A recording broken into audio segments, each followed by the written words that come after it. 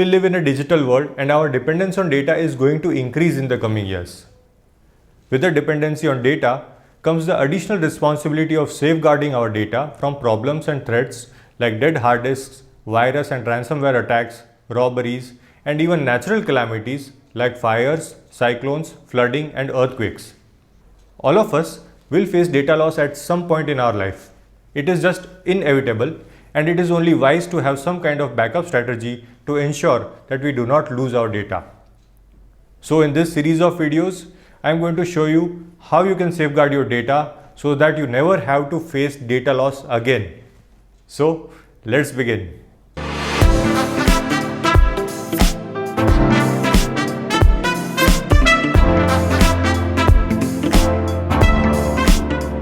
The best organizations follow the 3-2-1-0 rule for safeguarding their data. So, as individuals, we should also try and follow this rule. Let me explain this rule to you. At any point of time, you should have 3 copies of your data, out of which 2 copies should be on different media. For example, if 1 copy of your data is on a mechanical hard disk, the second data should be on an SSD, DVD, or a tape drive. This is done to avoid common modes of failures like a bad batch of hard disks. If you had copies of all your data on hard disk having the same firmware glitch, all your data will have the same problem. 1 copy of your data should be off-site, meaning all the copies of your data should not be in one place. So, in case of a calamity like fire or flooding, even if 1 copy gets destroyed, you will still have a copy of your data at another place that is unaffected. For example, you store your data on Google Drive. So even if your computer gets destroyed in a fire, your data is safe in servers of Google which are not in your house. 0 stands for zero errors in backup copies. Whenever you take a backup, you should ensure that the backups are fully restorable. Otherwise, you might get a nasty surprise when you go to restore some data only to find out that the backup copy is corrupt. Throughout the series, which I think will be a 3-part series, we will try and follow the 3-2-1-0 rule. In the first part, we will back up our operating system, so in case the operating system gets corrupt or you are a victim of a virus or ransomware attack, you can easily recover. To back up our operating system, we are going to create a bit-to-bit copy of our operating system partition or the hard disk, which is also called cloning. Now some of you may argue that apart from My Documents and desktop, there is not much personal data and you could get away with reinstalling the operating system if things went south. You are correct, but let me inform you that the time you take to prepare a USB with the operating system, installing it, installing all the software back and tweak the operating system as you wanted will be much more longer than restoring the image itself.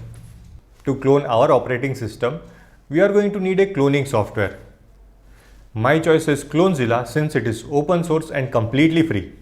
To prepare a Clonezilla USB, you need a USB, Clonezilla ISO, and the software called Balena Etcher to write the ISO file to the USB and make it bootable.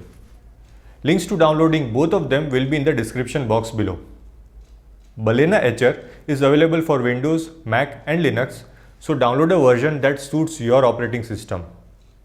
Once installed, open Balena Etcher, select the Clonezilla ISO, select the USB you want to write the ISO to and click on Flash. After the process is complete, you will now have a bootable Clonezilla drive. Before starting the cloning process, please ensure that you have another hard disk or partition to clone to. For example, if you are trying to clone C drive, you cannot write the image to the C drive itself. You need a D drive. Ideally, you should have a different hard disk to write to. Now, go ahead and restart your computer with the USB plugged in. At the restart, press F12 or the key to go to the boot selection menu and select the USB drive. If your computer boots from the USB drive, you should see the following screen. Press enter to enter the Clonezilla live environment. English should be okay for most people, so press tab on your keyboard so that the cursor moves to OK and then press enter. The default keyboard layout should be OK for most people, so press tab and then press enter. We want to start Clonezilla, so press tab and press enter.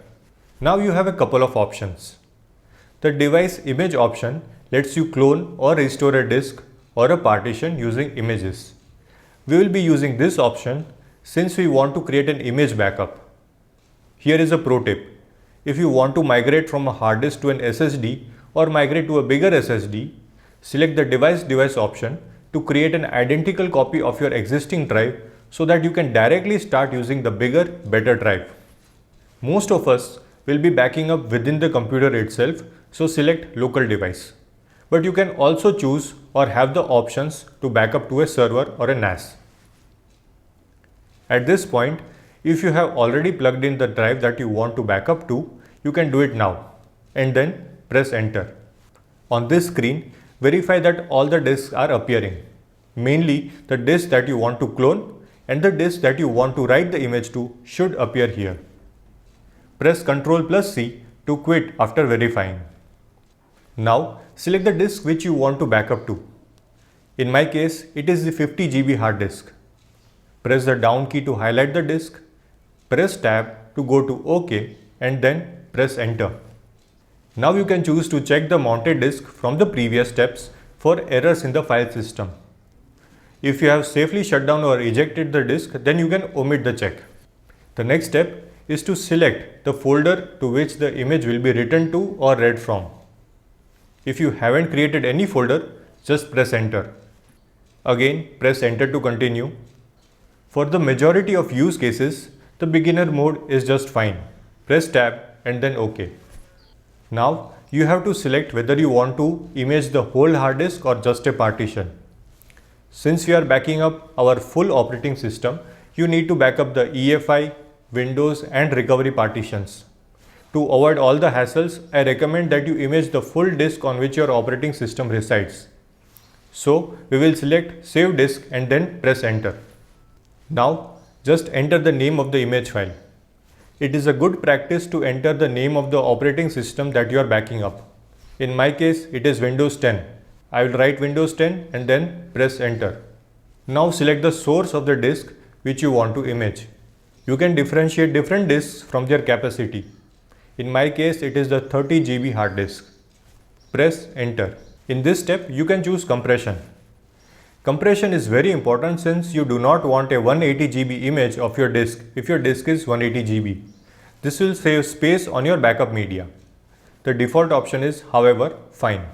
You can then choose to check and repair the source file system.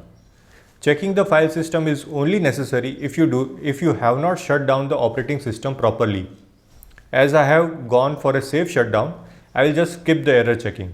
Now you can choose to check if the image file that will be created is restorable or not. You should always opt for checking because remember, we are going for the 3210 rule. We want 0 errors on our backup.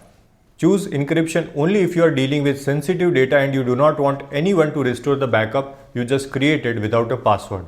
Now you can have the computer shut down, reboot or let you choose for next action. The choose option is recommended because you can check the log for any problems and if everything went fine. Now this process is a bit tedious. So next time you want to back up your operating system, you can just run the command written in green so that you do not have to go through the whole process again. And don't worry, the command is written in the temp folder. Press enter to continue. Give your final confirmation by pressing Y and then enter, and the processing of imaging of your operating system will begin. Depending on your processor, disk and the amount of data, this can take a while. So grab a tea or go about doing some other work while Clonezilla finishes up. After completion, review the messages. You should look for a message like all the images of this partition in this image were checked and found restorable. If you get this message, congratulations, you have successfully backed up your operating system. Now press enter and choose power off. Remove the Clonezilla USB drive and boot from your operating system. Now you can navigate to the partition where you stored your image. You will find a folder by the name that you chose during the imaging process. So now we have 2 copies of our data, the operating system that is running and the image that we just created. You should now copy this image file, ideally to Google Drive or Dropbox. That way you will have 3 copies of your data, 2 of which are on different media and 1 offsite backup. But if you do not have that much space on cloud services, even a USB hard disk or a NAS is better than having just 2 copies of your data. Okay, so now we have a backup. But how do we restore it if there is a need? You will need the Clonezilla USB again and the image file. You have to boot into Clonezilla again and follow all the same steps that we did earlier. However, this time you have to select Restore Disk option instead of the Save Disk. The rest of the steps are pretty self-explanatory. Just be careful that you restore the image on the correct hard drive because it will erase all the data on the disk. Only cloning your operating system once is not enough. You should ideally do it every 3 months. You can increase or decrease this frequency depending on how much things keep changing on your computer. If not much changes, you can increase the interval to say 6 months, or if you are a heavy user, then decrease the interval to 2 or even 1 month. In part 2 of this video, I'll show you how you can back up personal data. Personal data needs to be backed up more frequently because it is personal. So, subscribe to my channel and click the bell icon so that you do not miss that video. My name is Vaibhav and I'll see you guys in my next video. Please subscribe.